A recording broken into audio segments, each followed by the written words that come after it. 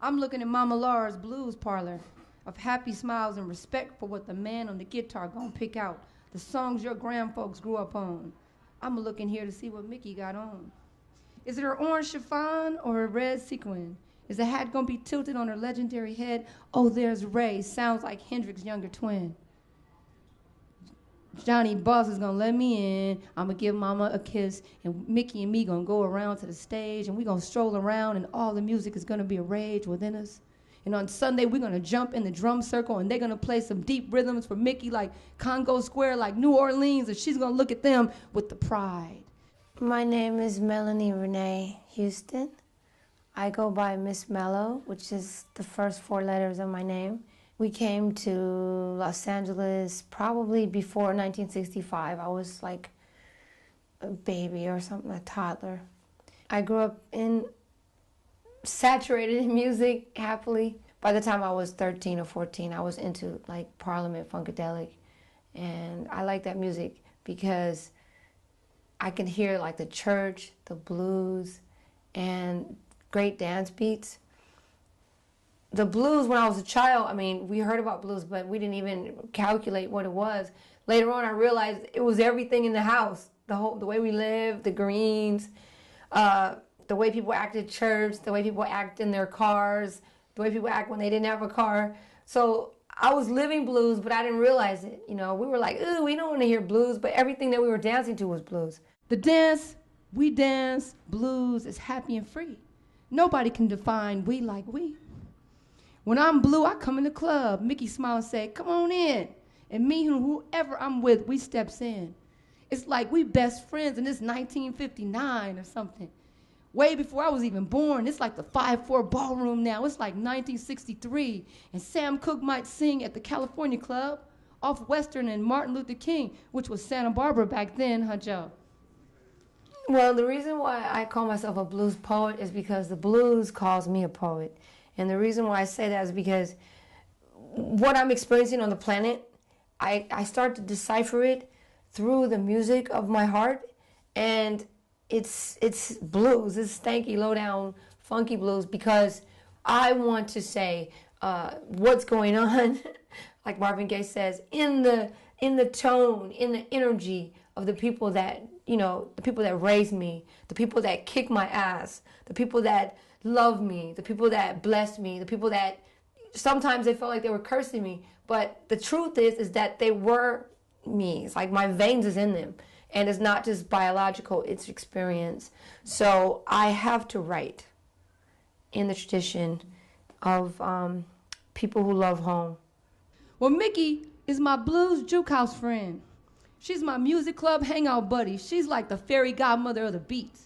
And as a dancer, you guys, that's saying something deep. Mickey sits up in Mama's club, Babe and Rick's, and makes the show hot. She say, one leg in the east, one leg in the west. And she knows, and we wish Mickey our best because she do her best. L.A. is a place where you're supposed to be far away from New York. You're supposed to be far away from the South. You're in the land of Hollywood, but at the same time, you're in a soul town. Today's L.A. is really different from the childhood LA that I grew up in.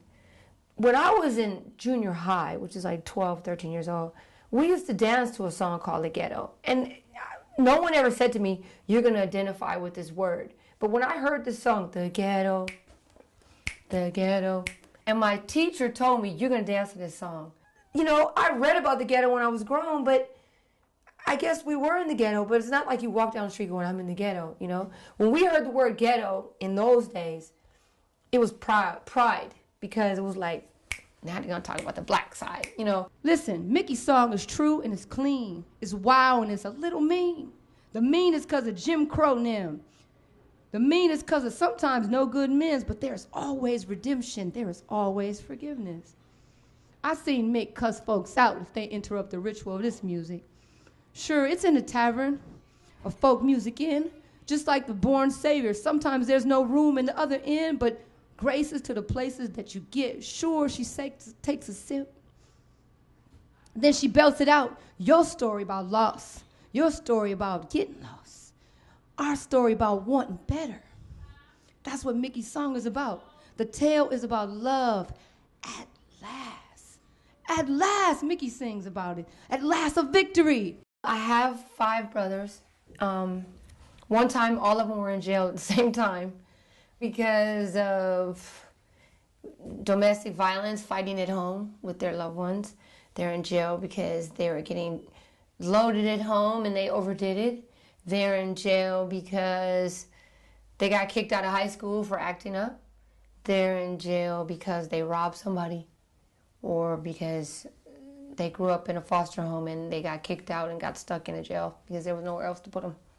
One of them, I had one that was a gangster though. One brother was a gangster. And it was really stupid because I didn't understand, what are you doing being a gangster? You know, it really didn't make any sense to me. When he got out of jail in 95, he'd only been out like 2 weeks when he was killed. And it was just terrible. His daughter was like 4. And, you know, now she's 18 and she went off to join the army, but, you know, she needed him. See, I remember my brother when he was like perfect.